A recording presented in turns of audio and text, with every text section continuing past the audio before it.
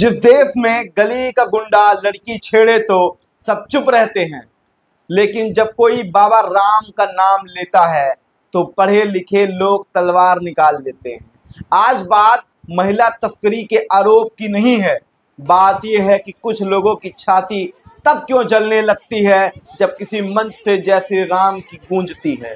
Lucknow university का एक professor Ravikant चंदन, नाम तो विद्वानों जैसा है पर सोच रामायण के खिलाफ जहर से भरी हुई है। रविकांत, जिसने टीवी पर बैठकर कहा था रामायण दलितों को दबाने की स्क्रिप्ट है, वही रविकांत जिसने कहा आरएसएस की सोच द्रौपदी चीरहरण जैसी है, अब वही साहब कह रहे हैं धीरेन्द्र शास्त्री महिला तस्करी कर रहे हैं। वाह रे प्रोफेसर साहब, एफआईआर से बचने के लिए सोशल मीडिया को अदालत बना लिया आपने और जनता को जूरी बना लिया। धीरेन्द्र शास्त्री, जिसने लाखों युवाओं को भक्ति के मंच से जोड़ा, राम का नाम लेने में गर्व उनको सिखाया, दलितों को सम्मान से मंच पर बैठाया और सनातन को लोकगीत नहीं जन आस्था बना दिया। अब उसी बाबा पर आरोप लगा रहे हैं। क्यों? क्योंकि वो डराता नहीं है, जागरूक करता है। क्यों? क्योंकि वो झुकता नहीं, जय श्री राम जय बालाजी कहता है। सवाल बाबा पर नहीं है, सवाल ये है कि हर बार निशाना सनातन ही क्यों है। कोई मौलवी गलत बयान दे तो सांप्रदायिक सद्भावना कहकर चुप्पी साध लेते हो तुम। कोई पादरी धर्मांतरण कराए अगर तो मानव अधिकार कह के चुप बैठ जाते हो तुम।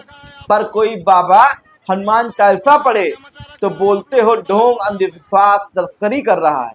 यही आपकी सेकुलर सोच है और यही आपकी आधुनिकता है। रविकांत चंदन साहब, आप कहते हैं बाबा झूठ बोलता है, तो चलिए आपसे 3 सवाल कैमरे के सामने पूछ लेता हूं। आपके रामायण विरोधी बयान पर एफआईआर हुई, क्या आप आज भी उस बयान पर कायम हैं? नहीं कायम है। आपने आरएसएस को बलात्कारी सोच कहा, क्या वो भी आपकी शोध का कोई हिस्सा था? जब धीरेन्द्र शास्त्री ने किसी महिला का नाम नहीं लिया, कोई उन पर केस दर्ज नहीं हुआ, कोई जांच नहीं बैठी, तो आप कौन होते हैं महिला तस्करी का ठप्पा लगाने वाले?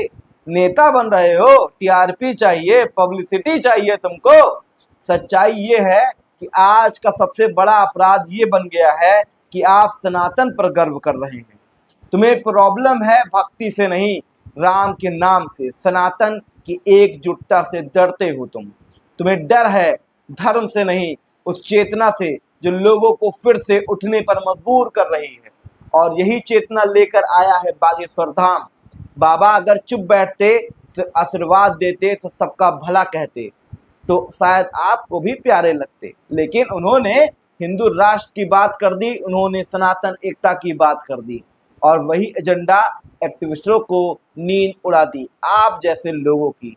ये हिंदुस्तान संवाद है, यहाँ हम चुप नहीं बैठते, यहाँ हम जवाब देते हैं। और आज का जवाब ये है, जिसने राम का नाम लिया उसे तुमने अदालत में घसीटने की कोशिश की, जिसे संत ने भक्ति सिखाई लोगों को उसे तुमने तस्कर बनाने की कोशिश की। लेकिन याद रखो, सनातन झूठ के पुलिंदों से डरता नहीं है, वो सत्य की चौकी पर बैठा है और तुम जैसे हर दिन हारते रहते हैं और हारेंगे।